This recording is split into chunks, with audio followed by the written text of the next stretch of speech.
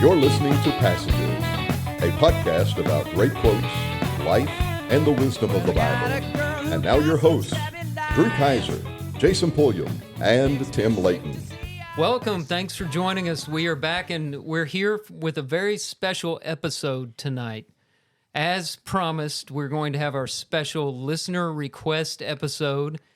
Our passengers have been so good to send in questions and topics for conversation. Yeah. And we got some good ones here. Yeah. There's some doozies. And I'm looking forward to hearing what you guys have to say about some of these things. and buckle up, folks, because we were off last week, and usually when we miss a week, it gets a little unhinged. So hang on this week.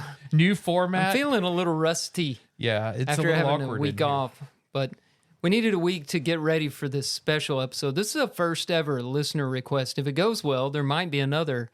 If it doesn't go well, you'll never hear us mention it again. That's right. Never. You may not ever hear this, because we may just toss the whole this thing. may go into the vault. Yeah, we might go into the vault with that With episode one, trial episode 1A. at the beginning. Episode 0.1. Yeah. Oh man. So I think we decided we have several quotes here, and that's kind of the thing that we do. So we're going to break those up. We're going to warm up with one quote or passage, whatever you want to call it, and then we're going to get into the topics, suggested topics to talk about. And we're going to take a break, and we'll come back and handle the rest of the quotes. I think that's what we said we were going to do. So let's start with this first quote submitted by Jason's dad, Jimmy Pullum. Hello, Jimmy. Thanks for listening. I don't know if he remembers submitting this, so this might be a surprise to him, but he submitted a quote from Cicero, the Roman orator. What is sweeter than to have someone who you dare speak on every topic as with yourself? Did I read that correctly? What is sweeter than to have someone who you dare speak on every topic as with yourself? I think that's right. Now, in full disclosure, I typed this out today in between patients. So if there's typos this wasn't a or copy and spelling errors- paste? Oh, no, this was me typing. So I'm just glad it didn't say, what is sweater? You know, that would have been a bad start to this. But it's what is sweeter than to have someone who you dare speak on every topic as with yourself. I'm pretty sure that was it. All right. So first of all, Cicero, a little overrated as an orator. That was clumsy wording. Maybe it was lost in It translation. could have on, been clumsy Cicero, typing. come on. You know? Now I'm Yeah. second guessing myself. Jason's going to double pulling it up. check. Get your act together, buddy. I'm But I pulling it get up the now. idea. The basic idea is if you can find somebody who is as your own soul that you can have conversations with on topics that you can't talk to anybody else about. That's very fulfilling, and there's just something about being able to talk about the things you love. Yeah. And we all nerd out on different things that we can't talk to a whole lot of people, if anybody, Right. about. And really when it comes down to the really as with yourself part, right? You can be relatively open with a good number of people, and you can be almost completely open with a few other people. But really, full transparency, that's a big deal, yeah. right? I mean, you know, the real you, I think, you know, if we all look at ourselves in the mirror and say, really, as with yourself, completely, 100%, Yeah. That's some real that's a big- vulnerability. Yeah. Laying it all out for everyone to see or for that individual. That's a level of closeness that we need. We need friends like that. But I think it's a rarity to find friends like that. right?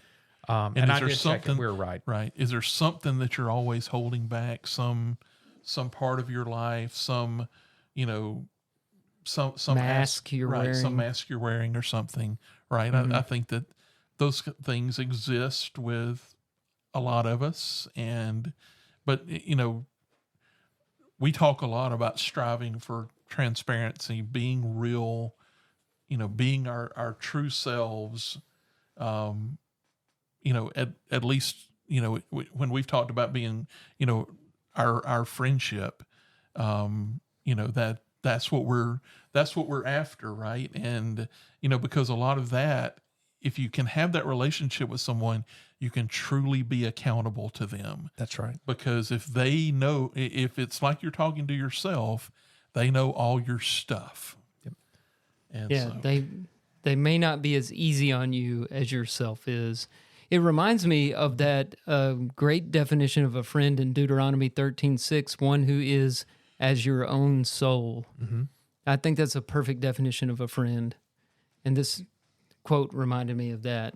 Well, and I think it speaks to integrity too, and integrity in a friendship. Integrity is in your life as you are who you claim to be, and it's nice to have a true friend that you can be totally real with.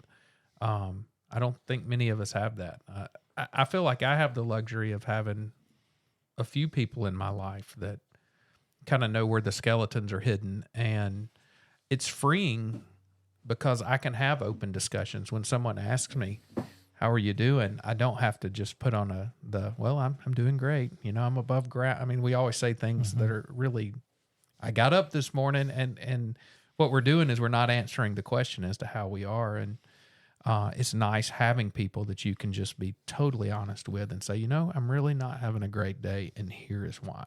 right. And in society, we have these positions where we try to create this temporary, artificial environment, like with your lawyer or your doctor or your counselor. You have that patient-client confidentiality, but it's just artificial. It's not like what this is talking about, where you have someone who really does care, and you can tell them anything, and they get you, they understand you. And the word Cicero has for it is sweet, but there really is no word for it. The people you can have deep, even sometimes dark, revealing conversations with about yourself that you're not paying to sit and listen to you have those conversations, that's who your true friends are. And I think the Bible wants us to be that way towards everyone. I mean, I think even in the New Testament church in Acts, when it said they have all things in common, I don't think that necessarily just applies to they were pooling resources. I think they were involved in each other's lives. They understood each other's needs. They understood each other's hurts and hardships. Or else I don't think they would have got through a lot of the persecution that happened in the first century with the church. Right. I think the phrase that I think of being of one heart and one mind comes into a lot of this, right? Yeah. That basically it's a group of people that you're really on the same page with, and that's what the church is supposed to be for us. And that I think you're exactly right. That's what we need to strive to be for everybody that we come in contact with, is to be, who we really are. That's what Jesus was, right? Yeah. And that's who we strive to be like. Yeah. Well, that's a good quote. Thank you, Jimmy, for submitting that. All right, let's get into some of these topics. First one, what have you learned in your struggle with Parkinson's, and what others could learn about supporting someone as they're going through that? That was submitted by our friend Bradley Cobb. Thank you, Bradley, for the question. Jason, I'll let you take this one first.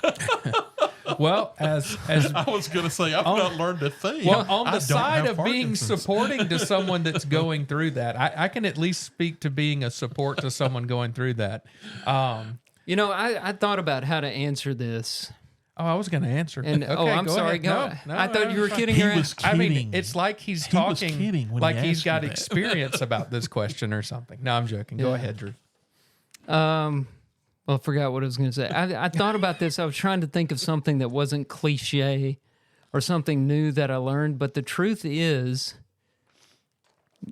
in terms of information, I don't know any more than I knew before. But it's kind of moved from my head to my heart. Mm-hmm. And I think that's the best thing that I can say about this. Or, this applies to any trial that anybody goes through, not just Parkinson's. Parkinson's is not the worst thing in the world that can happen to you. A lot of people have been through worse stuff than that. But we know these things that we learn if we're fortunate to have parents that teach us, and we go to church and we read our Bibles. You learn these things that you're going to use later. Mm-hmm. And so I don't know that I really learned anything new. I learned a lot about Parkinson's, which, I don't know if I really Just wanted as to. soon I learned not more know, than I right? wanted to know. Yeah. I will say this. It's not a death sentence. It's manageable. You can have quality of life with it. Those are some things I didn't know. I mean, when the P bomb was first dropped on me, I thought I was a dead man, but it's not that. It's just one of those things I have to deal with, and you guys have things in your lives that you have to deal with. But the trials bring it down from your head to your heart. If you have faith, and you have faith in what you've heard in God's word, and you believe it, then you get a chance to practice it. Yeah. And you learn to discern good from evil. We've seen, other friends maybe that have had this, that, I've always been impressed with your diligence at fighting this, right? And makes a big difference, right? You wouldn't be where you are right now had you not been in a continual fight. And I know there's a lot of reasons for that. A lot of people that you're fighting for, but that it's something you have to fight against, and you have to make it a priority. And so, I mean, I think that I've seen that. I've seen how important a support group is for you. I know that the Fight Club folks are a big invaluable deal. And I think that probably for anyone who has anything, that if they can find a peer group like that can support you, you can learn from. That's exactly right. I think that's a really It's been invaluable. Just, you realize that you're not alone, but also things like learning about your medication, right. learning about treatments that are out there. That has been very helpful, just practical things like that. And like you said, for all kinds of conditions, there are support groups out there. And one of the good things about the internet is it connects people. So I recommend finding a support group in person. But if you can't bring yourself to do that, find some Facebook group or something, through social media that you can connect to people going through the same thing.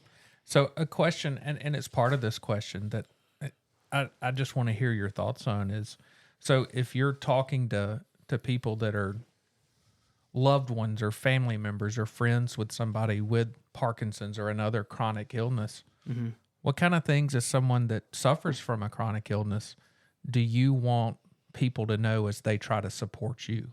Because I think sometimes people mean very, very well in the things they do to show support. And sometimes I don't think the things they're meaning well to do are as helpful as they really believe they are. Is there advice you can give to those? I mean, we've been your friend long before the diagnosis. One of the things I respect about you most of all is when you sat down and told us what was going on, and you were like, we're going to fight this. We're going to laugh about this. We're going to continue to be good friends through this. And just that courage and strength, and the fact that you were willing to just take it head on, but also keep, even though there's some, I know there's been, because I've witnessed them, some hard moments in it. You've kept your humor, you've kept your personality through it, and not let the fear really beat you down. And I know there's been hard times, but I know people mean really well and want to show support to people that are suffering with chronic things. What are some things you can give as advice from your experience that is beneficial to those that are afflicted with things like this? It depends on the personality. So I'll just speak for myself. But you mentioned the laughter. So we had an agreement going into this thing that we were going to joke about it. I have that agreement with my family. Sometimes Jackson will say things that'll turn heads. He'll be like, dude, that's kind of rough. And he's like, he's cool with it. He said, I can do it. Yeah. And we joke at the house all the time about it. And that's just something that I wanted to do. Couple other just common sense things is, your loved one, when they get sick, is still the same person. Don't treat them differently than any other human being. They just want to be treated like a normal person. They don't want you to handle them with kid gloves. Most people don't. Again, I'm speaking for myself. Another thing is you don't have the responsibility to do anything for them, including give them medical advice.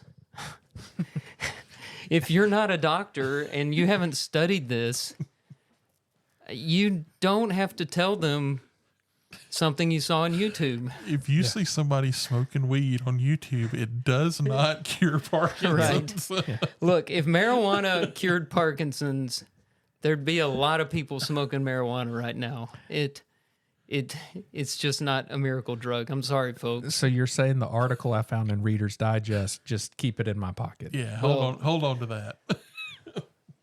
And I doubt you found an article in Reader's Digest even on that. And this goes for a lot of conditions. Like I said, Parkinson's is not a death sentence, but a lot of people have relatives who have died with Parkinson's.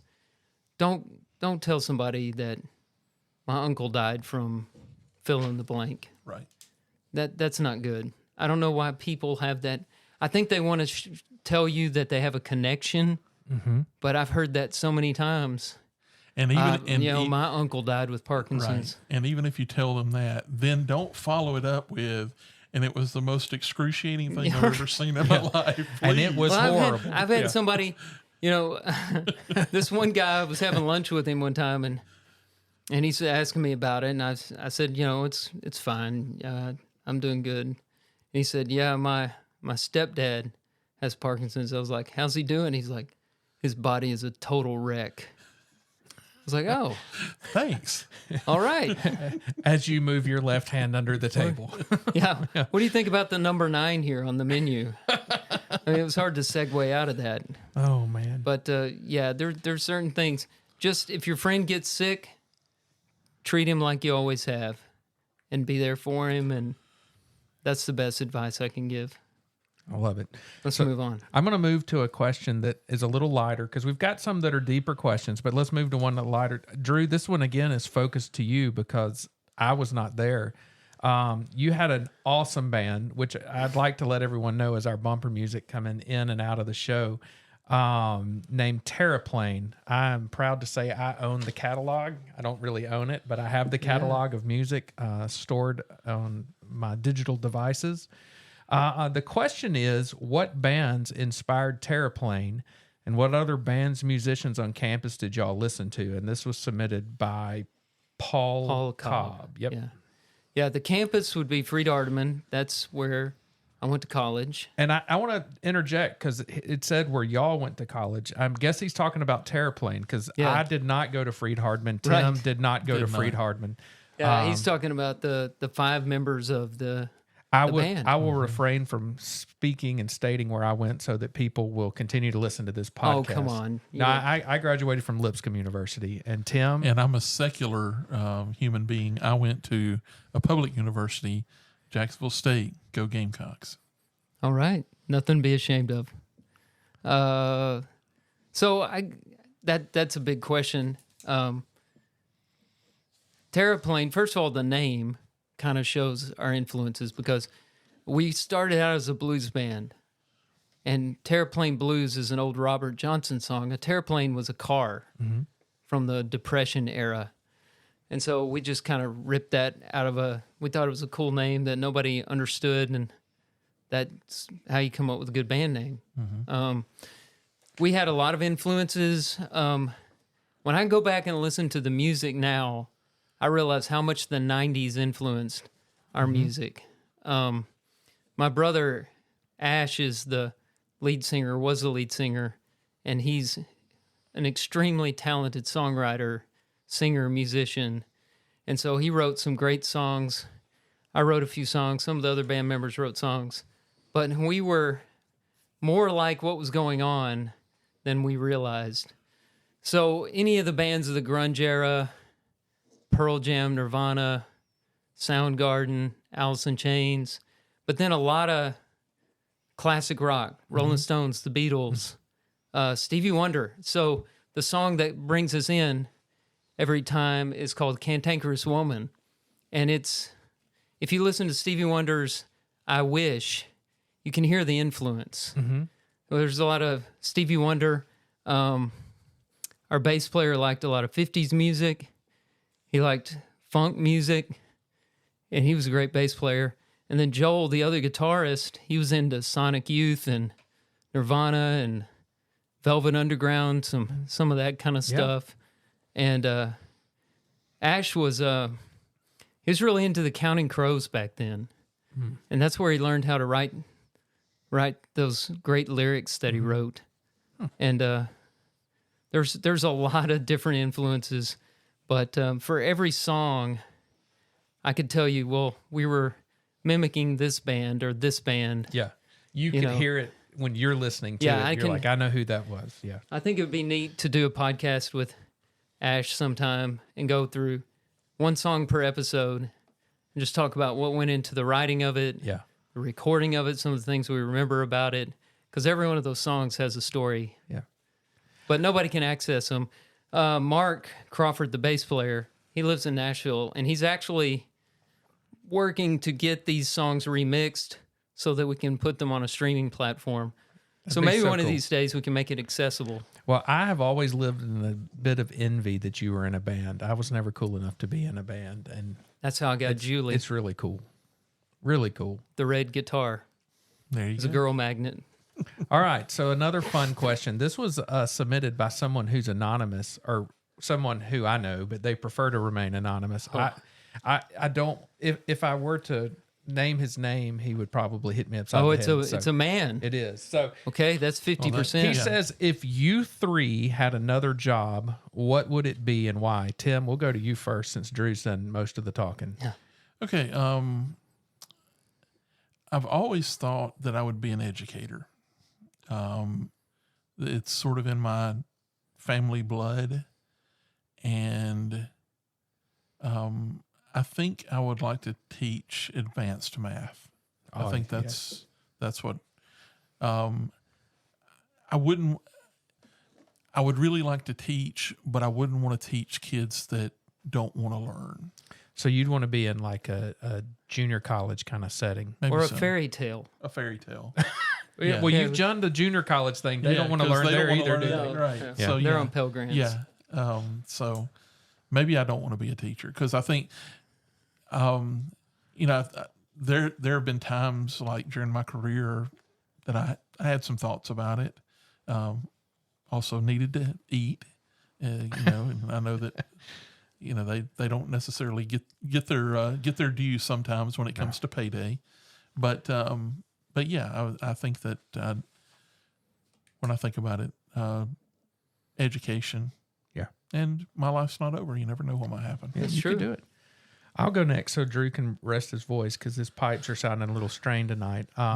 Obviously, I would have been a Chippendales dancer. Yes. That had been Would my you have been thoughts from Chip or Dale? Oh, I would have been Chip for sure. From an early stage, I wanted to do that, and somewhere around college, the Baconator took over and pizza, and Chris so I had to Farley's give up. proven that's not a problem. So sorry, I had to give that up. I know that is a disappointment to all. No, if for real, if I could go back and do anything, I would have done something in design, something in either construction design, architecture, just something that is creative.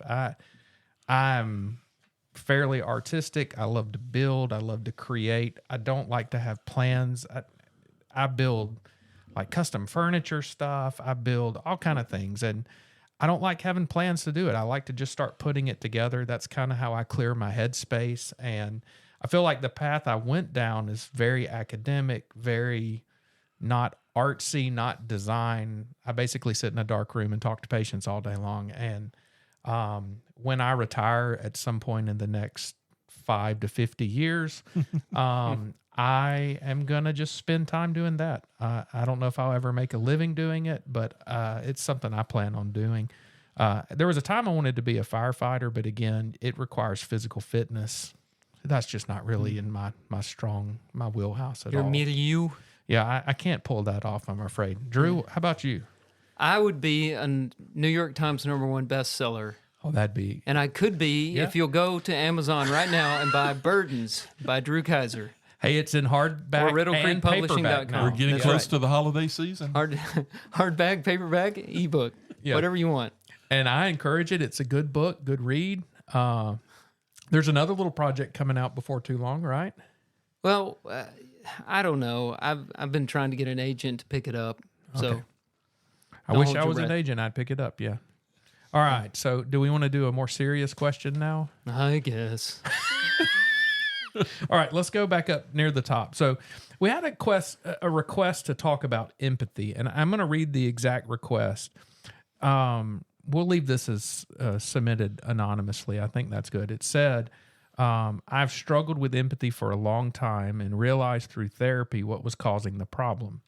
I'm growing in that area, but I feel so far behind. And then there was a note with it, and I don't know if this was a... That's my note. Oh, never mind. We won't read that note then, because it talks about me. Kind of hurts a little bit. No, I'm just kidding. It said, the note says, I think we should talk about empathy too, since that's something Jason's been empathizing. So Emphasizing. Emphasizing. Not And empathizing. you have been I have. emphasizing it. I'll And jump- you've let also me- been empathizing. I have been empathizing, and I can empathize with the person that submitted this question because empathy is something that I desperately struggle with. And I have spent a lot of years talking to therapists and counselors and family and friends. I have done a lot of reading about it, and I still struggle with it. Empathy is kind of putting yourself in the other person's position, feeling what they're doing, experiencing through them. And it's hard for me. A lot of the root of mine is I'm a pretty selfish person. I think about me first 99.5% of the time. I also don't emote very well. I have anger down pretty well, but the other emotions I struggle with. So when people are sad or happy, I just don't know. I just get awkward and run from it. One of the best things I have ever been taught, and if you know me and you've heard me say this was a learned behavior. It was not a Jason original. But when somebody's going through something hard, is to say, I hear that you are very sad or upset about this, and I understand because, or I acknowledge and see that that's okay because of this. You've had this happen to you and it hurts.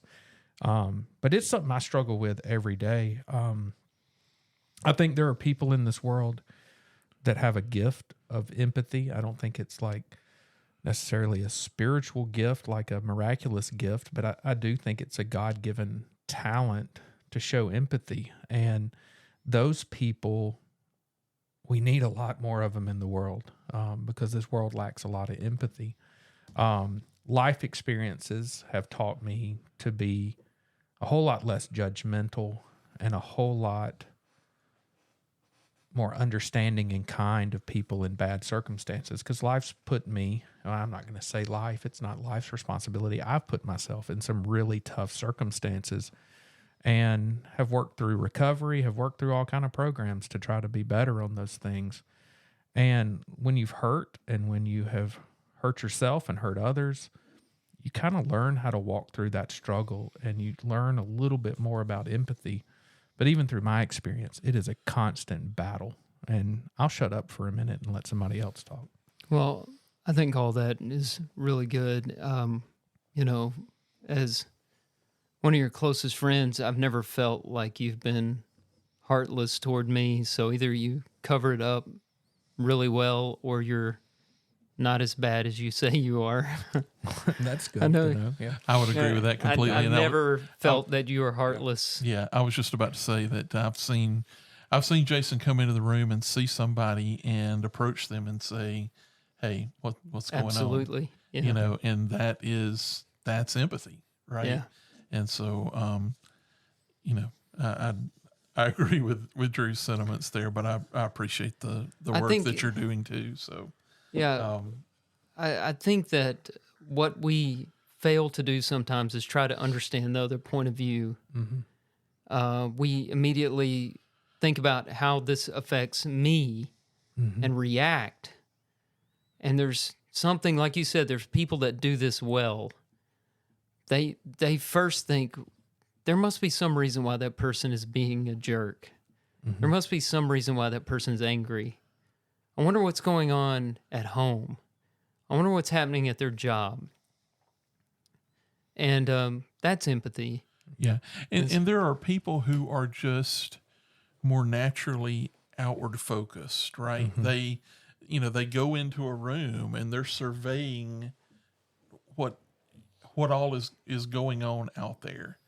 And I don't know about y'all, but I'll go home from an event sometimes and Millie's like, what's going on with so-and-so? And what's going on with so-and-so? And what's going on with so-and-so? And I'm like, seemed fine to me.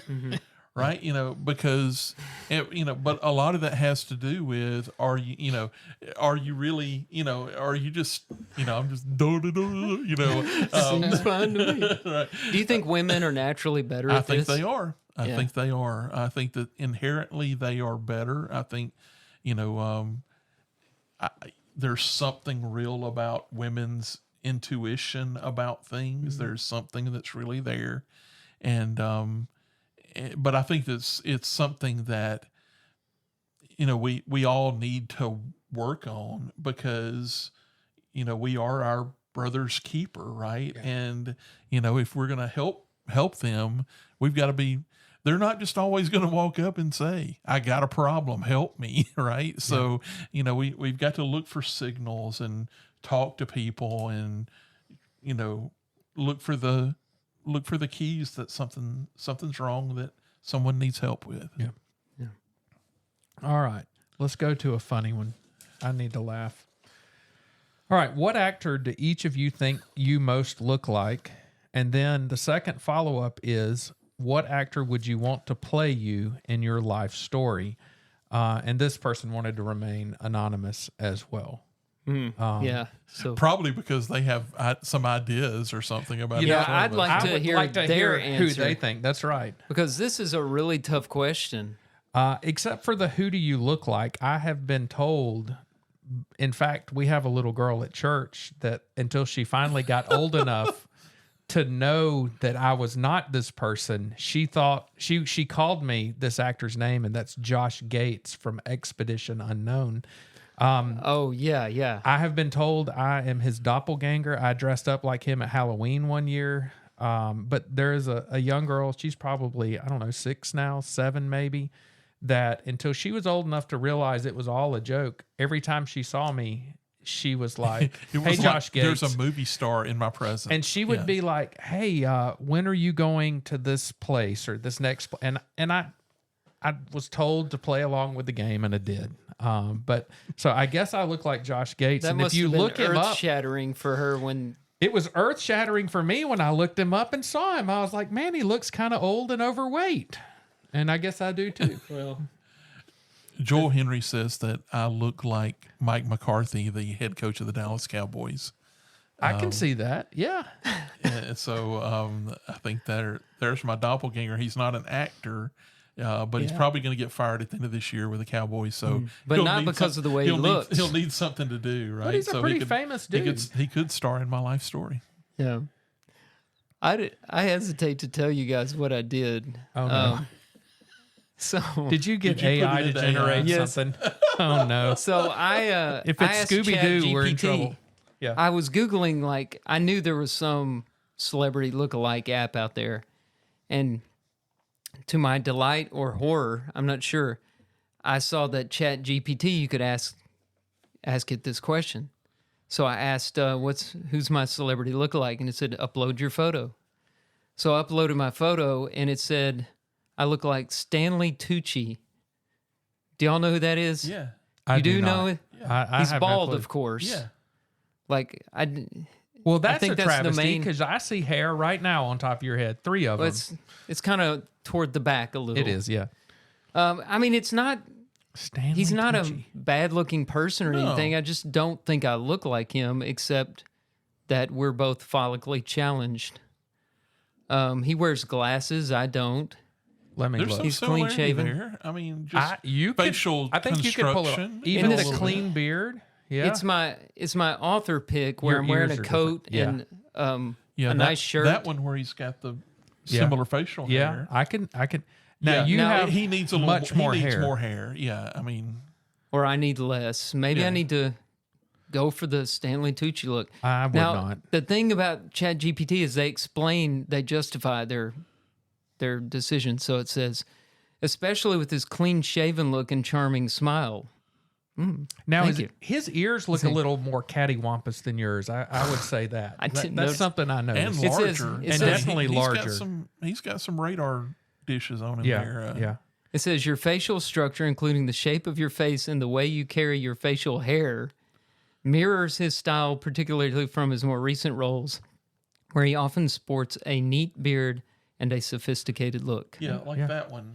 Yeah, I Okay. thought you. I Maybe can if I see got it, some yeah. glasses like that, Jason, when I come in and finally bite the bullet, we're going to do He's the gonna buy. Stanley He's Tucci. gonna buy the Tucci's. The Tucci's. So the second follow up is who would play Wait, you? I did you guys. Oh no! What? Wait a minute. Which picture did you use? No. Did you use the passages one where he has tassels on his I shorts? was limited on. It's my outline. What if it comes out? For me, it's that Fat was Albert. not It's really like, me. I was. Elmer Fudd. Yeah. What?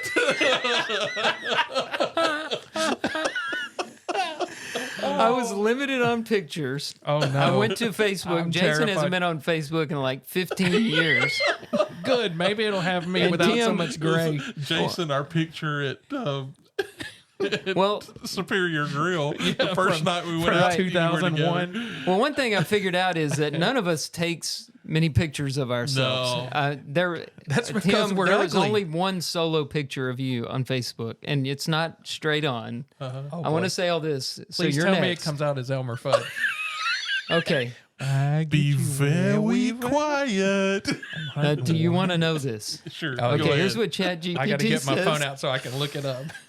You won't have to. Okay. In this photo, you resemble the comedian and actor Kevin James. Now that's a compliment. You're moving Kevin up in the James world. has more hair than me, though, right? And Yeah, he's a good-looking guy, especially from his roles in King of Queens era. But I've seen you dance, and you dance very much like Kevin James. You keep it up here. Yeah, that's right. Live But up there's here. a problem here because it says your facial features, including your round face shape, glasses. Kevin James I've doesn't never wear seen glasses. a picture of him in No. glasses. I'm scrolling And Google warm, right now. Tim, your warm smile. Maybe you are should try a reminiscent of his mustache like appearance. Paul Blart. Paul Blart Mall Cop. Yeah. Now, the picture that I found, you kind of got this sly smile on your face, and Well, that's Tim's normal appearance. Yeah, like that version of him, probably. you're doing yeah. like a he got a little more half smile. He got a little more svelte, and we started looking different Yeah, than one yeah, another. yeah. So he needs to put on Yeah. a few pounds. I'd have I put don't- $100 on Elmer Fudd. I'm just. I don't broke. think it's a good match, but Jason, All right, are you ready? Jason, Oh, this is lay it gonna on hurt us. my feelings. Is it Sean Connery? So the picture of you that I found to upload was on your Peru trip. So you're in Okay. travel gear. Okay. You What I got a call ball my- cap yeah, on and yeah. sunglasses. Okay. I think they did pretty good, actually. Okay. You resemble actor David Harbour. Do you know who David Harbour is? I have no Have you ever clue, seen but I'm gonna look Stranger him up. Things? Now there are some pictures where he is taking care of himself. It's like Okay. Kevin James. Hey, There's with the beard. Yeah, that's pretty good. it's not bad. It says especially with the casual, rugged Yeah, that outdoor first one look. right there. Is that the one you were looking yeah, at? that's it. Yeah. Your beard, sunglasses, and baseball cap give off a similar vibe to his character Jim Hopper from Stranger Things during scenes where he's dressed in casual or work attire. Yeah, I think I could pull that off. for If you're sure. not driving in your car while you're doing this, you should be popping a goog as we're doing this. It's Yeah, what we're that's doing as right. well. And we all know if you are driving in your car, you're probably still looking this stuff right. up. Yeah. But look at the road. yeah, occasionally at least. I never would have guessed these three people for us. I Now, didn't I have gotta a write guess. that down. That's better than Josh Gates. in Yeah, my I opinion. think so. Yeah. I'd rather look like David Harbour than Josh Gates. I just got my next Halloween costume. And Harbour is like Kevin James. He got famous and then got a personal trainer. So later, David Harbour is jacked up. Yeah, like that picture. Does that resemble you? No, I have a 6-pack. I just tend to keep mine Can't in a find cooler. it. Yeah, I just keep mine in a In cooler. a cooler. Yeah. Okay, now there was a part 2 to this question, which It is is very different. That's more me. Yeah, that's the real picture. Yeah, the second part was which actor.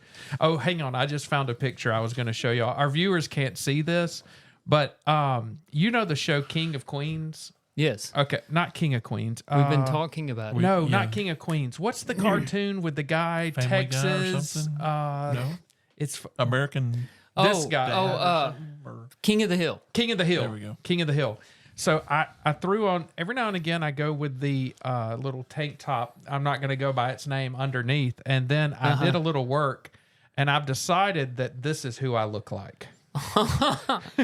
And if I draw no. a beard and glasses This looks onto him, What's that that is guy's name? Hank? yeah, something? Hank. Yeah, it's dead on. If you put glasses and a Jason, beard on him, You're it's too dead hard on on. yourself, man. It is. I did that one day. Somebody said, you kind of look like Hank. A patient told me that, and it hurt my feelings. So I looked it up, and they were right. I do.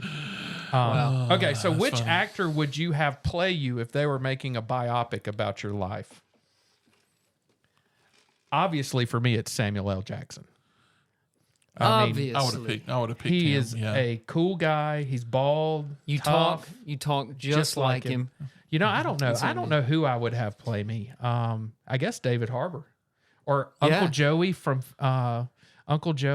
Full House. Maybe him. Joey, the guy that did the voices. Yeah, that guy. Why not? Okay. I don't know. The cut it out guy. I mean, if I was Cut it gonna, out. No, if I was that's- gonna pick that's- one of those guys, no, that'd Cut be it out, Jesse. John Stamos. Oh, okay, Yeah, I sorry. can't. He's got beautiful hair. I can't. He can't. Play Oh, me. that's Yeah. true. You know, I would just pick my favorite actor, Jimmy Stewart, Yeah. and he could. Oh no, I don't no. think I can. Please don't. Welcome.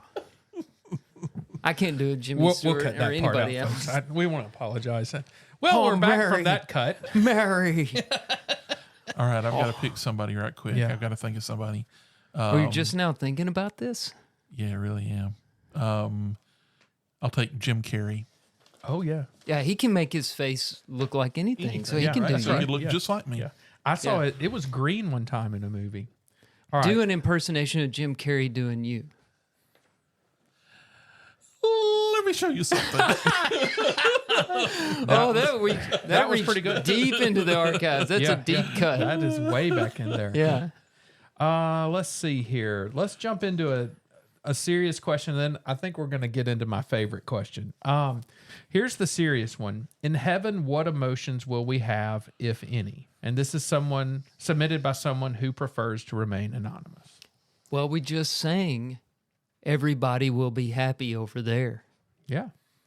I think we will have emotions there. Absolutely. I think we will have emotions.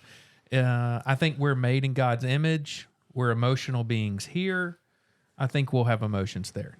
I think that's not. Now, will they be the same as what we have here? I don't know. But I do 100% believe we'll have emotions. You know, this question taught me something new. I was looking up emotions in heaven this afternoon, and I found something I didn't expect to find. And what I found in a lot of passages, I'm just going to read one. I encourage our listeners to look up some of these, but a lot of them are talking about emotions that we should have now because of heaven. That we go ahead and get started on those emotions now. Like, listen to 1 Peter 1, 3 and following. Blessed be the God and Father of our Lord Jesus Christ. According to his great mercy, he's caused us to be born again to a living hope through the resurrection of Jesus Christ from the dead, to an inheritance that is imperishable, undefiled, and unfading, kept in heaven for you, who by God's power are being guarded through faith for a salvation ready to be revealed in the last time. So he's talking about the second coming. In this you rejoice, though now for a little while, if necessary, you've been grieved by various trials. And you go on down, he talks about this joy being inexpressible and filled with glory. Now, what he's saying is, because you're going to heaven where there's true joy, ultimate joy, rejoice now. Now, that's kind of a new idea. And a lot of the passages I read were about, in your trials, think about the fact that you're going to heaven that they won't last forever, and rejoice. Yep. The other one I thought of was Revelation 21:4, which says God will wipe away every tear from their eyes. Mm-hmm. And I remember a sermon by Alan Hires that I heard a long time ago on will we recognize one another in heaven? Mm-hmm. And he addressed, he affirmed that we would recognize one another. But then he addressed the objection, well, what if we get to heaven and we realize that one of our loved ones isn't there? And he said, I don't know how all that works, but I know that passage that says God will wipe away every tear from their eyes.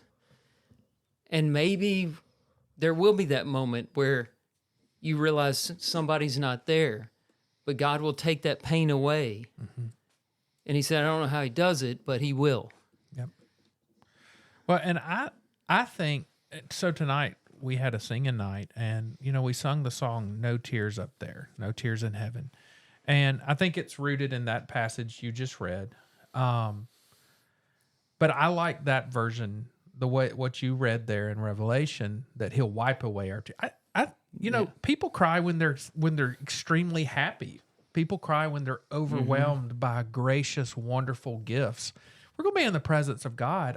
I like to think we may shed some tears, but the God of all comfort, who we will be in his presence, I do think he'll be wiping away our tears. I love that song, No Tears in Heaven. I think it's a great song, but I think there's going to truly be... Yeah, the end of that verse says, there shall be no more death, no sorrow, no crying. Yeah. That is true. But I'm with you. I mean, it's like, I think it's a very logical thought, right? To say, if I'm going to recognize that these people are here and I'm going to have an awareness of who I've been, then I'm going to have an awareness of who the relationships that I've had. And, it's hard to think about, would God somehow black out these parts of your life so that, you're not aware of, the things the things that would bring there's pain. No way we can't fathom that. Right? We can't understand this. No. Well, but I also think, to what you spoke to with the first passage you read, the death, burial, resurrection of Christ happened. Pentecost came. The church begins.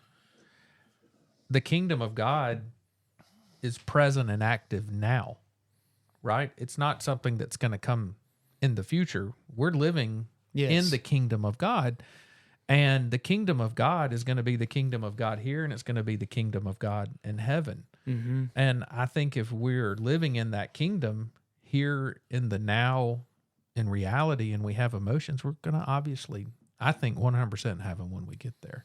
I think it's going to be a lot easier to have those emotions when we get there. But he's saying, like you said, we're in the kingdom now. Eternal life has already begun. Yeah. We're not going to die. And that's worth rejoicing with a joy that's full of glory. Well, and emotions are part of our spiritual being. They're part of our soul, and not necessarily part of the physical body. I think that's one of the ways we're made in God's image. So I don't know. That was a great question. That really, I really enjoyed thinking about that one. Hey, can I call time out for a second? I want to ask about something. This is related, but in questions and answers on Sunday night, we got a question. We talked about this in our family Devo afterwards.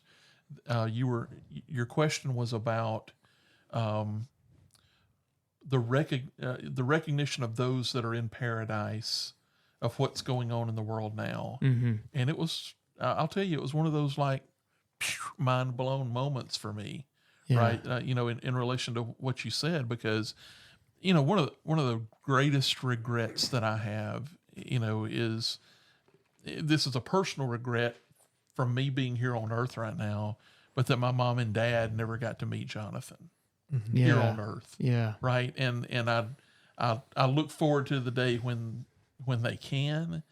Mm-hmm. But when you said this, it just like, it was like, wow. And so we talk for just a second about what you had to say about that.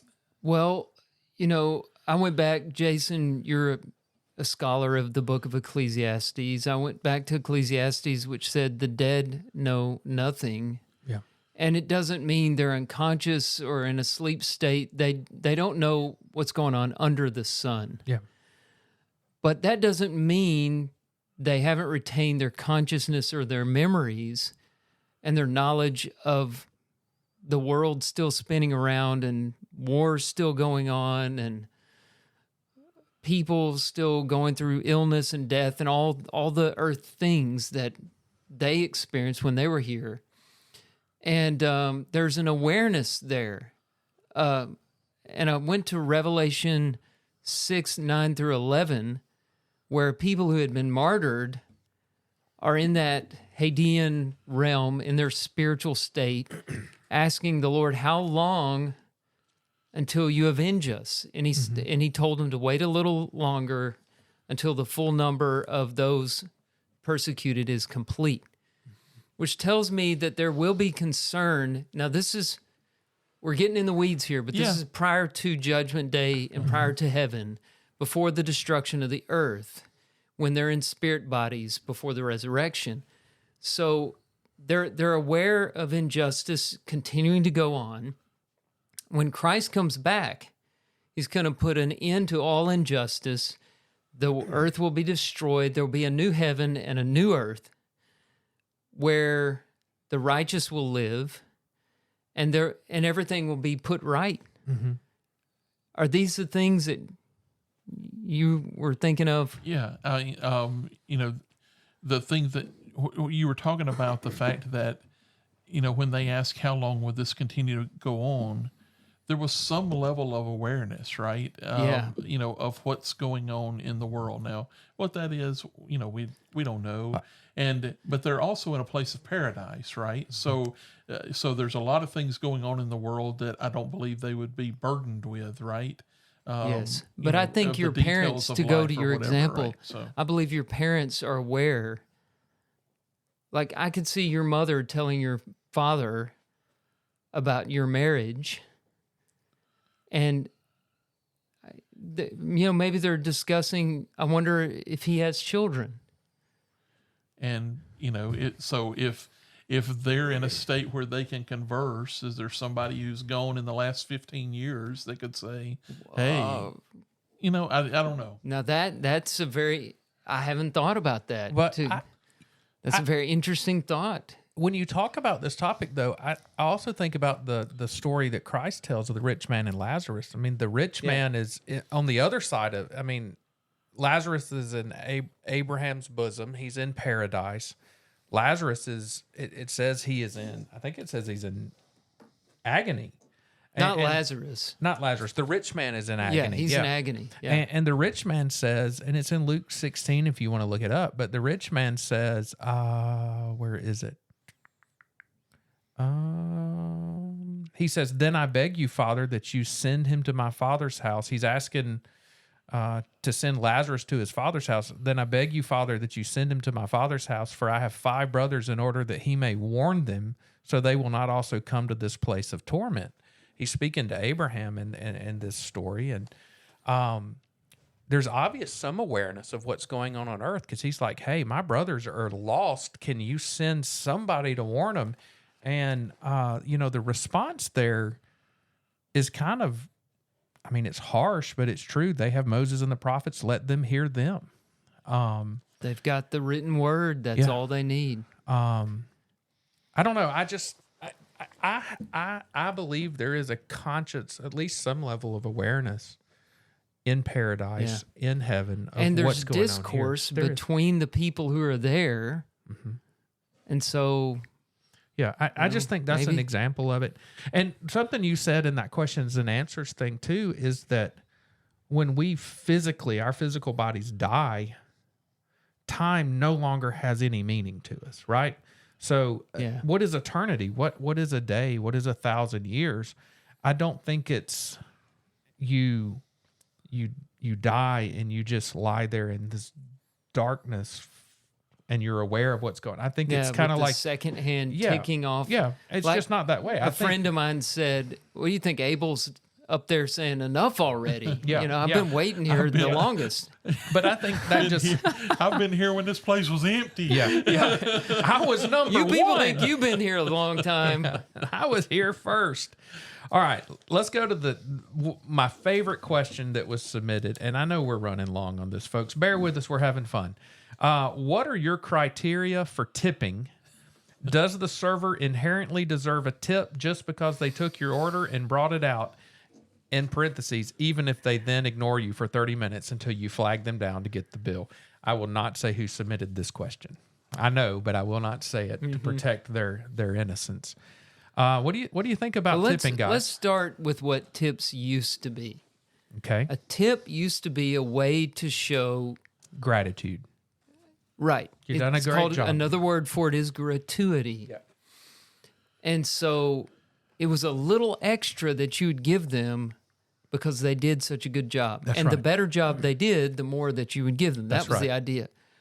I don't think culturally that's what a tip is anymore. No, I think restaurants really, really underpay people and then use their tips, which should That's be whose on fault top it of is. things. It's the restaurant Let's put industry. the blame where Yeah. it belongs. Is the is. restaurants not paying these waiters what they should be paid because it's the restaurant taking our tip. Absolutely. That's what they're doing. They're and then taking they're our tip. divvying it up.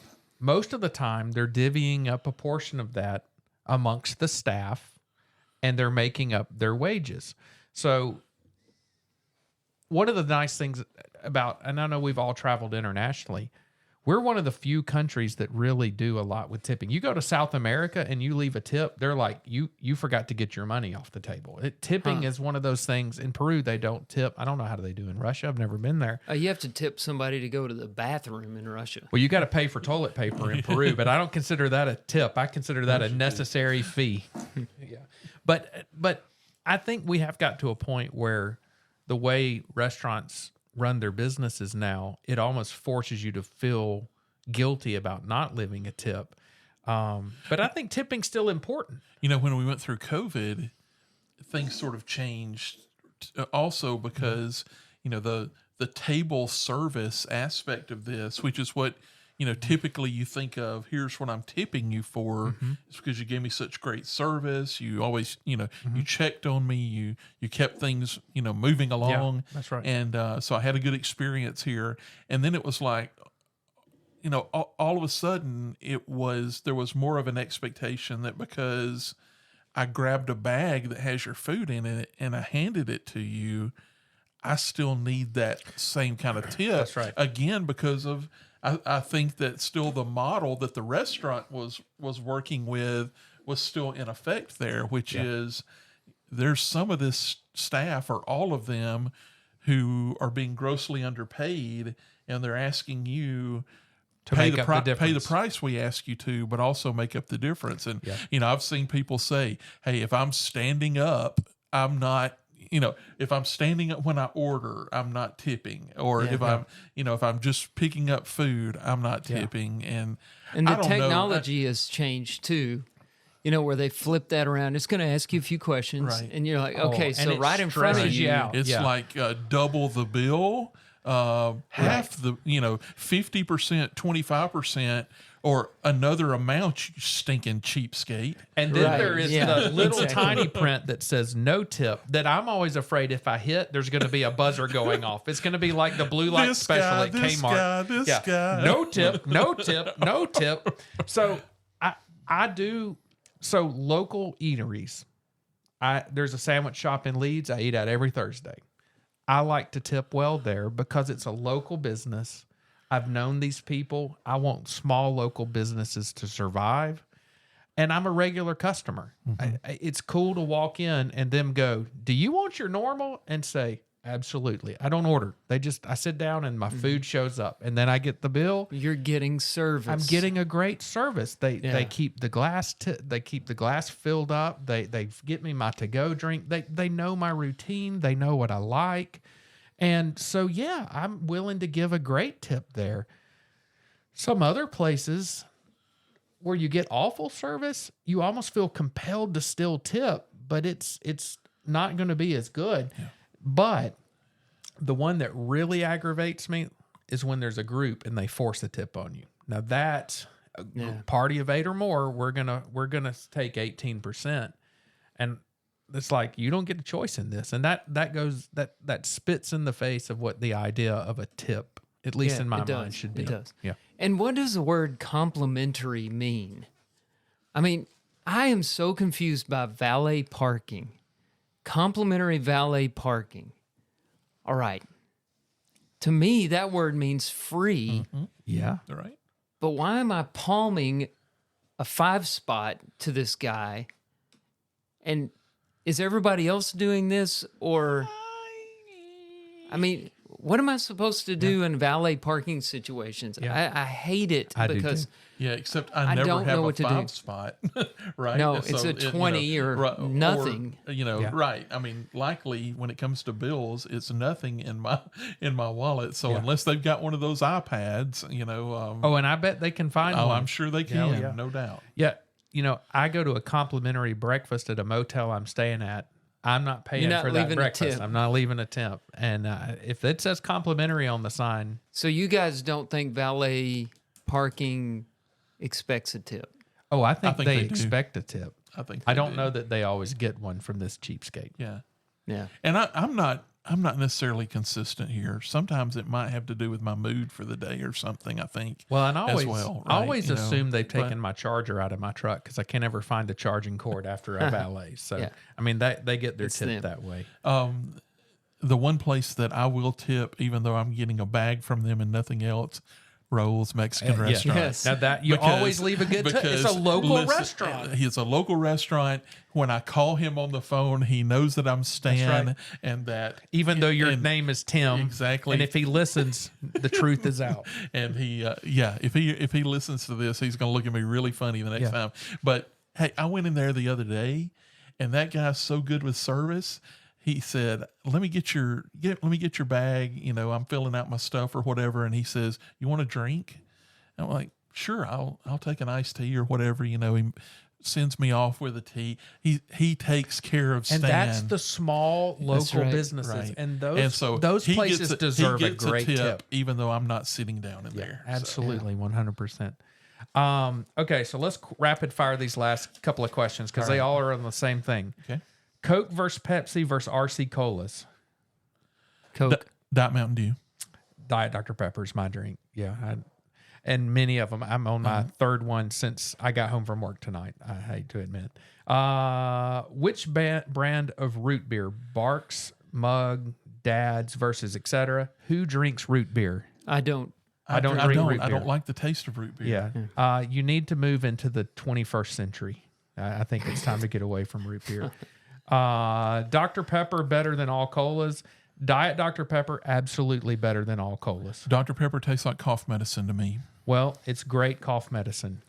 Great cough medicine. Diet versus zero sugar. So in all of the different drinks. I will tell you that I live on Diet Mountain Dew. I do not like Mountain Dew Zero. I do not It's like different. Diet or Dr. Pepper Zero or any of the. I like my diet drinks. I know it's ruining my kidneys, my brain. I'm going to end up dying of something anyway, probably a Baconator. I'm not worried about it, but I go diet over Well, zero sugar. I don't drink diet drinks, and I have Parkinson's, so That is none true. of this makes It's any probably sense. LaCroix. That's probably what's maybe caused it. LaCroix. No, it's causes LaCroix. LaCroix. Let's see here. If you have to go with an off-brand soda, which one? I have a job. I don't do off-brand sodas. I will say that the one place that I will do an off-brand soda is Buc-ee's, because for some reason Buc-ee's has everything in the world except for Diet Mountain Dew. What is up with that? That That's is strange. interesting. I mean, Joe's convenience store down Yeah. here's got Diet Mountain Dew. That is true. You can buy a hubcap at Buc-ee's, but can- you can't get a Diet Mountain Dew. You can That's buy a embarrassing. hubcap. You can buy a Beaver hubcap, nuggets? Hubcap made into an outdoor grill. Yeah. You can buy an inflatable beaver. A hubcap that you hang on your wall as decor with a clock on it. Any of 5,000 versions of beef jerky. Yeah, yeah. Right. And a brisket sandwich. Let's see here. Which is fine. So, what do you call these types of drinks? So, Cokes, that stuff. So, the multiple choice we got was pop, soda, Coke, fizz. I've never heard it called a fizz, etc. I have never called anything a pop. No. Never. No. Pop's my dad. Or soda. So as a I don't group, use but soda. also, you know, I don't use soda. there was a Southern thing where everything was called a Coke. Yeah. But we don't do that. I don't say think I do. soft drink. I'll say soft drink. There you go. Yeah.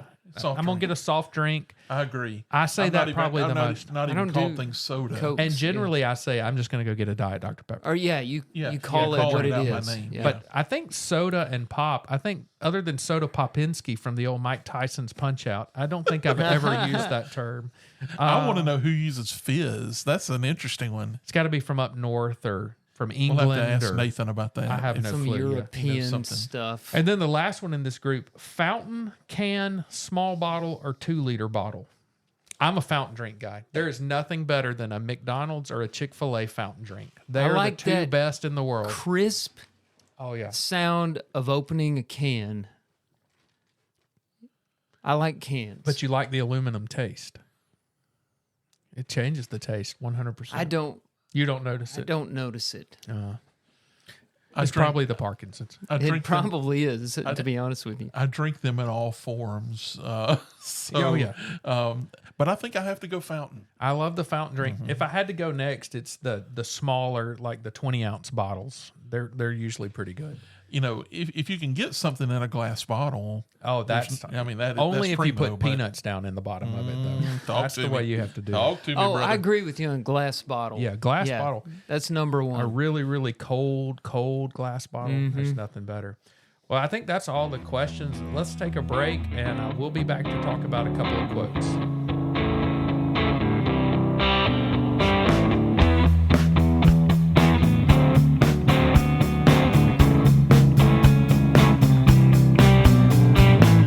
My hope was falling, so I picked it up. I think today I'm gonna change my luck. I walk around looking up at the sky, and the clouds smile down at me.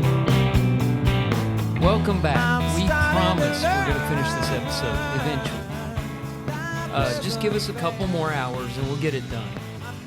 But what we wanted to do is come back with a couple of quotes that were submitted to us as a part of our listener requested, all listener request episode. I think that's what we're calling I it. think so.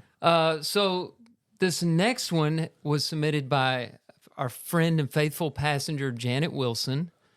And she submitted it a long time ago and might have forgotten that she submitted this one, but it's a good quote that we wanted to do on this episode. It's attributed to Dennis Kinlaw in his book, This Day with the Master. And it's about Satan and self. I find this very interesting. He says, Satan disguises submission to himself under the ruse of personal autonomy. He never asks us to become his servants. Never once did the serpent say to Eve, I want to be your master. The shift in commitment is never from Christ to evil. It is always from Christ to self. And instead of his will, self-interest now rules, and what I want reigns, and that is the essence of sin. What do you guys think about that? The first thing I thought of when I read that quote was the Screw Tape Letters and the way that the demons are trying to get humans to do things. And so much of it was just distracting the human, getting the human to think about himself. And I think there's a very true statement to this, that Satan wins when we become selfish. Satan wins when we make ourselves the God of our lives. Satan wins when we stop bowing our knee and humbling ourselves before God. And he doesn't have to, we don't have to worship him. We don't have to turn and think of him as this great being and great leader. We only have to just turn back in and start worrying about self, and we fall apart. Right. We may say something about Satan worship, but that is what at work we would call an edge case, right? Yeah. That's a super exception, right? And when people generally fall away, that's not what's going on. And I think this quote is right on that. You know, it's when we lose when we lose the focus on what should be the center of our life, and if it's no longer God, and it's no longer trying to live like Jesus, and it's just doing what I want to do, that's when we lose, when the shift occurs. I think the devil loves it when we have these fanciful ideas about him and give him credit, because that keeps the focus off of where the real problem is, which is in ourselves. Yep. And I really think his greatest tool is lies. And this is one of the lies. The devil made me do it. Yep. No, you have control over your actions. You did it to promote yourself and what you want. And when you pursue what you want, God punishes you by giving you what you are pursuing over him. And the devil knows that. So he's totally fine with this idea that he personally tries to become our master. Well, it's like he's just allowing us to pass the buck onto someone else, because none of us like to be held responsible for our own situation, and yet we put ourselves in some awful situations. I also thought about James chapter 1, verses 13 through 15, when I read this, when it said, when tempted, no one should say, God is tempting me, for God cannot be tempted by evil, nor does he tempt anyone. But each person is tempted when they are dragged away by their own evil desire and enticed. Then after that desire is conceived, it gives birth to sin, and sin, when it's full grown, gives birth to death. I have never got into trouble because I thought, you know what? Satan says I should do this. I'm going to go do it. Boy, I've gotten in a lot of trouble by Jason wants this. Jason thinks he needs this, and so he's going to pursue it. And man, that'll lead you far away from Christ and God really, really quickly. Right. That's a very interesting take on sin and Satan. So thanks to Janet for that. Yeah, that's a good one. So this next one was submitted by my lovely wife, Julie, and it's attributed to Brene Brown. And I'm surprised we haven't done a Brene Brown quote yet. I'm sure some will come up in the future. She's really good at putting together a saying. I see her all over social media all the time. I think she's a therapist or psychologist, a self-help guru of some kind. Yeah. I'll tell you the hardest thing about this quote before we get into it was figuring out how to get that little accent mark above the E in her name. That took me. You may have to tell Did you me how to pencil do that that. in on our piece? On I our had paper? to actually go for a Google search to figure out how to do that. I'm not going to lie. It was a little embarrassing. That's a little OCD. Tim and I could have rolled with just the plain old Well, I E. did. You know, I have problem. I mean, we did have the great facade incident. and Right. I didn't want us to say Breen. Breen It's a good Brown. thing Breen it wasn't Brown. whatever Breen makes Brown. facade a word. yeah, Whatever that mark is called. I totally missed that one. Okay, Yeah. sorry. That was All just right. a So aside. here's the passage, and this will be our final. I'm kind of sad to say our final talking point of the evening. The quote by Brene Brown. The truth is, belonging starts with self-acceptance. Your level of belonging, in fact, can never be greater than your level of self-acceptance, because believing that you're enough is what gives you the courage to be authentic, vulnerable, and imperfect. It just happened that this followed Janet's submission. But these are two interesting observations on self. Yep. And the first question is, do these quotes contradict one another? Is one of them right and one of them wrong? I think there's a huge difference between being self-centered and being self-accepting. I agree. Huge difference. I agree. The part of this quote, and when I read it, it really, like, it strikes a chord with me, because this is something that I have struggled with my entire life, is the part that says, because believing that you're enough is what gives you the courage to be authentic, vulnerable, and imperfect. If you don't have issues with self-acceptance, I'm envious of you. Because that idea of believing you're enough, having love and joy in who you are and your true authentic self, for some people is really, really hard. Some of us spend most of our lives trying to mask our true, authentic self because we don't think our true, authentic self is enough. We think that we have to be at a certain level. We have to be outgoing, or we have to be successful, or we have to be the greatest, in quotes, good Christian person at church, or the greatest friend, or just whatever superlative you want to put out there. And so often we're doing all of those things simply because we're terrified of the real us. We're terrified of our authentic self. And man, this quote, when I read it and was typing it up today, I was like, I wish I'd have read this 20 years ago or 30 years ago, because you cannot be authentic, and you cannot be vulnerable, and you cannot allow yourself to be okay being imperfect and flawed if you're uncomfortable with who you are, because then you try to mask it. You try to hide who you are. And man, I've had a crash course in trying to be okay with who you are in the last 13 months. And it's a struggle. And this quote is absolutely 100% true, because you don't feel like you belong. If you don't like yourself, if you don't care for yourself, if you think you're not enough, you can never find where you belong. And you will spend countless hours, a lot of bad decisions, just simply trying to find somewhere that you feel authentic and real and belonging. It's one of the biggest problems in addiction there is in the world today. I mean, you go to any addict on the street, I promise you, I don't care what their addiction is, there is a problem with being enough. There's a problem with true, authentic self. And they don't know how to deal with it, and they bury it with whatever substance, behavior, action they're addicted to. Do you think part of that is in thinking that others are more than you are? Using this terminology like enough. You don't think you're enough because you think others are more than they actually are. And I don't know if that makes any sense, but one thing that occurred to me a few years ago is that everybody has imposter syndrome.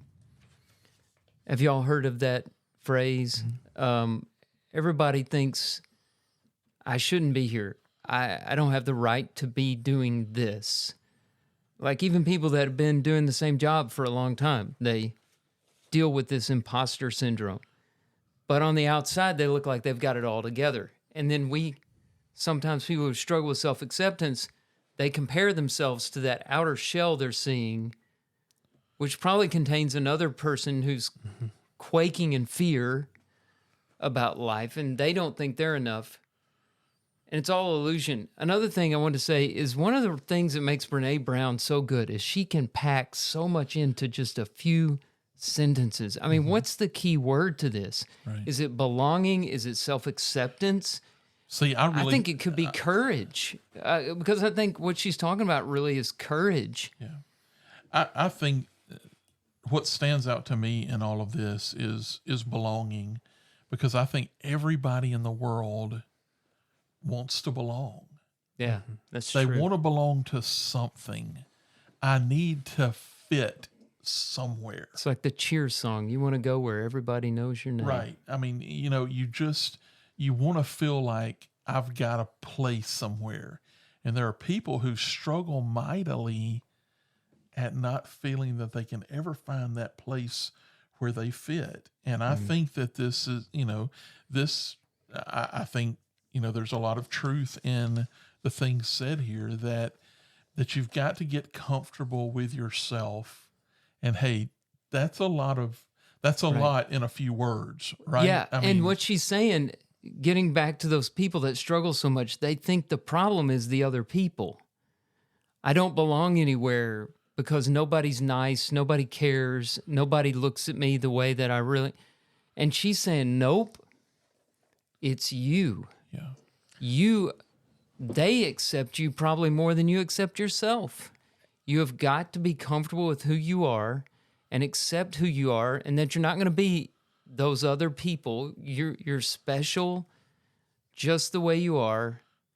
And then when you can finally do that, then you can feel like you belong somewhere.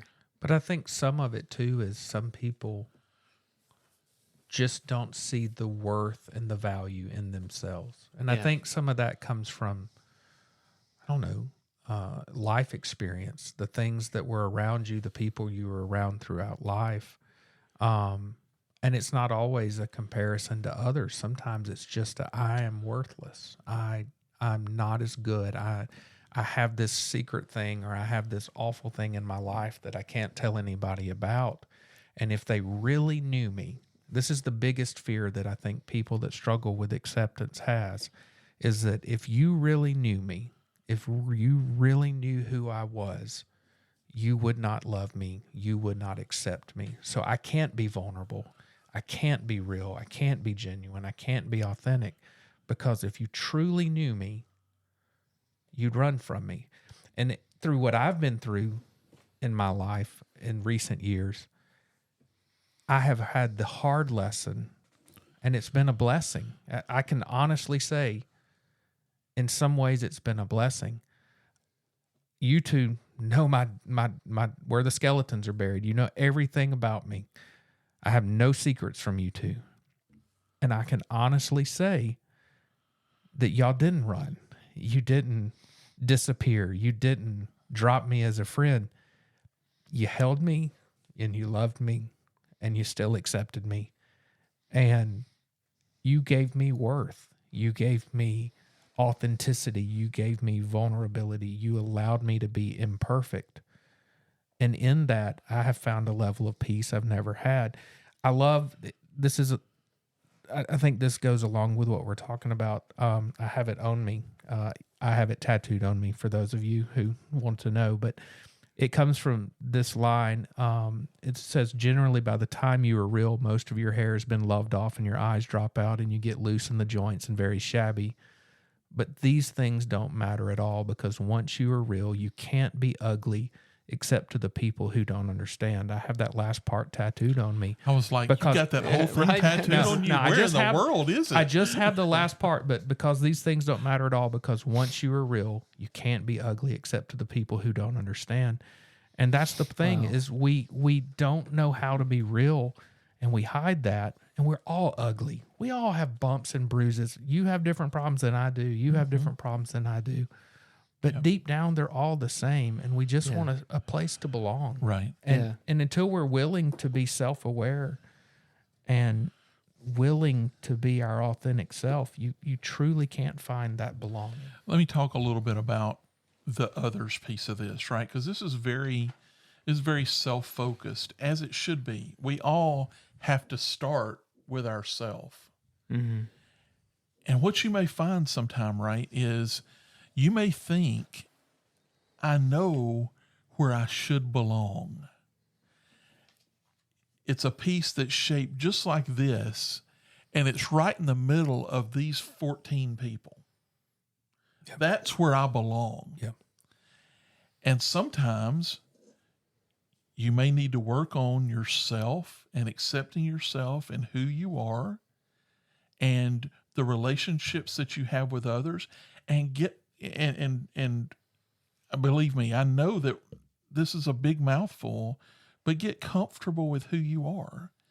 And if you're not comfortable with who you are, think about, what kind of changes do I need to make myself comfortable with who I am? But that's all the self-work. And you know what you may find out at some point? Once you do that work, you may find out that's not my spot over there. Yeah. Right? And you may find out that's not the hole that I go in. And those 14 people, they may not be my people. But I'll belong somewhere. There's somewhere for me to belong in this earth, you know, and there's my spot to be, or spots to be. I don't think there's just one niche for you to be in or whatever. But maybe you're not liking yourself makes you withdraw away from the best friends you can make in your life, because the way you're judging yourself, you're judging people who are like you. Mm-hmm. You're thinking they're not cool. I don't want to be with them. They're like me. And I want to change. I don't want to be me. I want to be these popular people. Right. I think that, I had written down on my sheet here and circled cool, right? Yeah. We always want to be the cool kids.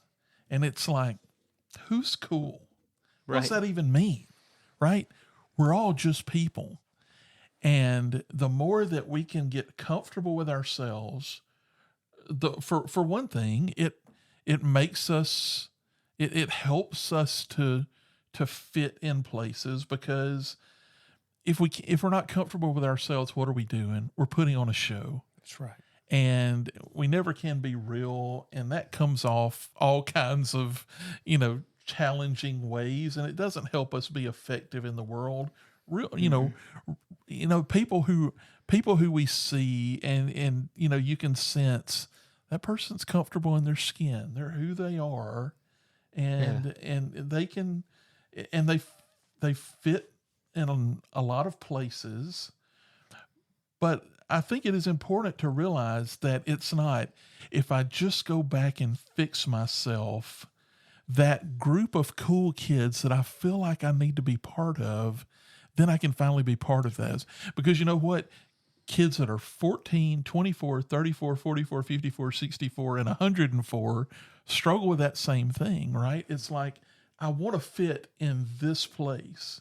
And the point is, find the place where you're comfortable, right? And it may not be that first place you thought you should be at all. Look for people that you fit with, but be yourself. Don't try to be something, for someone else. That's why I do agree with everything that says be self-focused, but then eventually you go out to find a place to belong.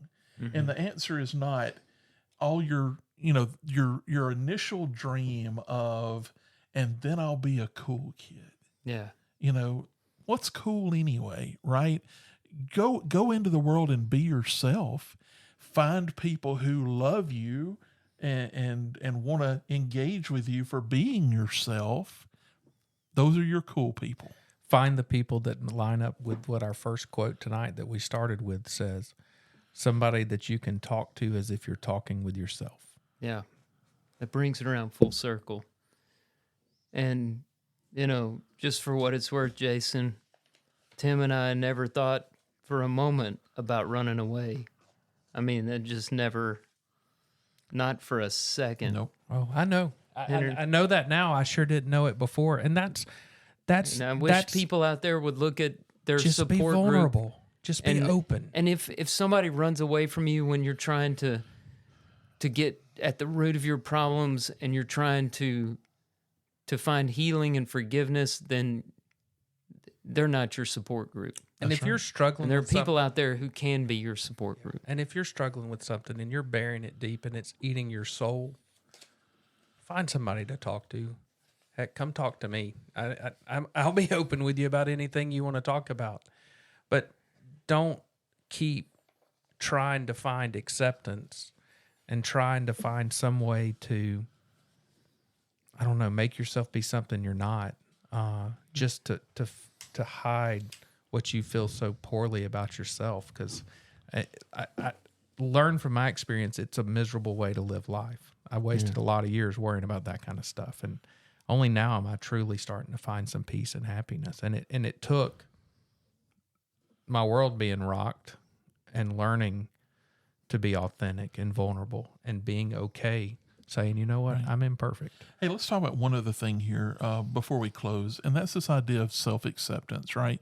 I know we've talked about it a good bit already, but self-acceptance doesn't mean that I think I'm perfect, right? Right. Yeah. Right. It's not the previous quote about, Right. sin is or that I've getting got, what I want, right, and or that I've all got about me. It's not that I think I've got it all figured out either, right? No. But there is some level of comfort.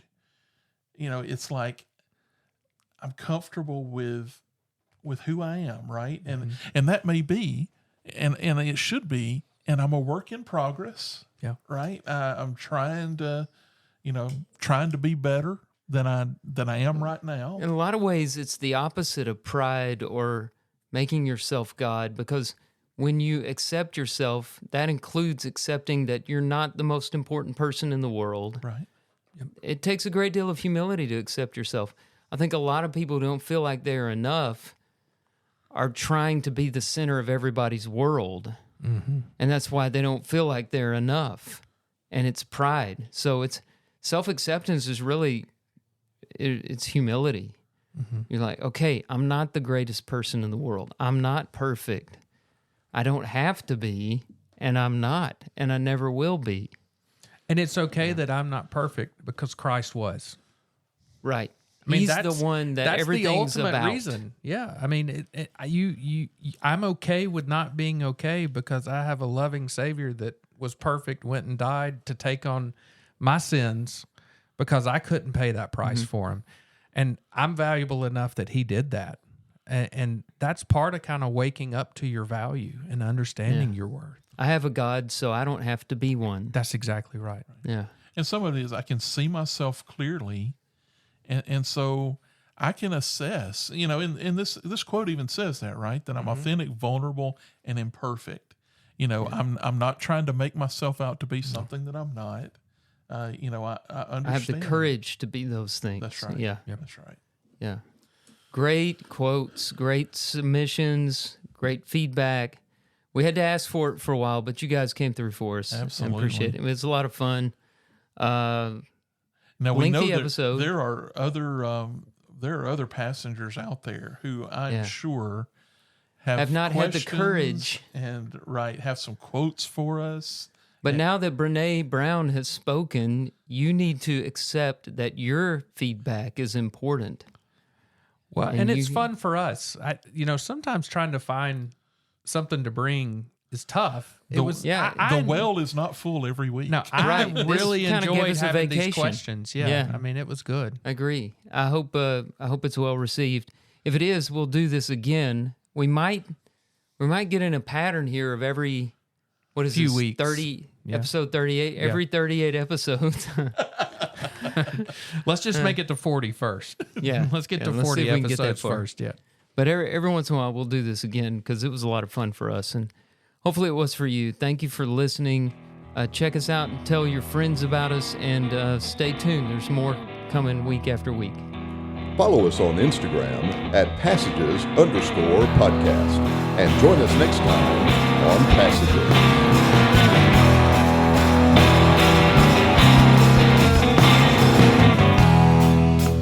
Being lonely is the best medicine. Takes a sunny day and puts clouds up in the sky. Being lonely is the best medicine. Being lonely sure do wet my eyes. Being lonely's the best medicine for my pride. For my pride.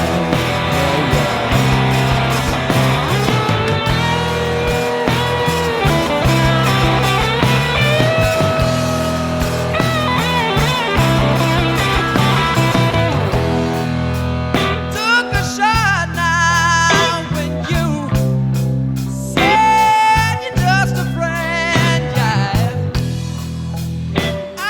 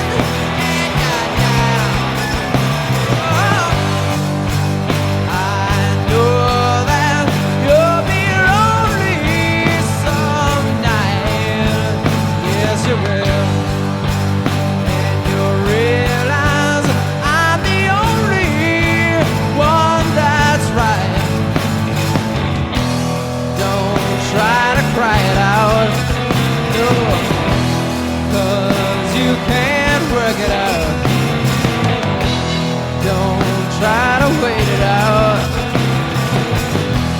'Cause you can't do without my love. Do without my love. Yeah,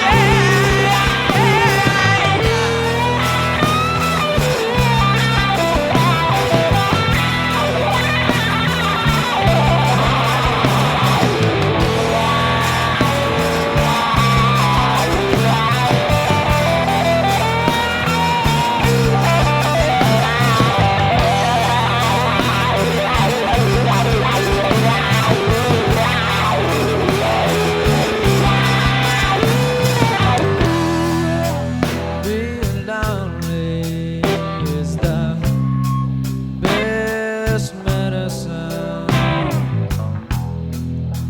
Takes a sunny day and puts clouds up in the sky.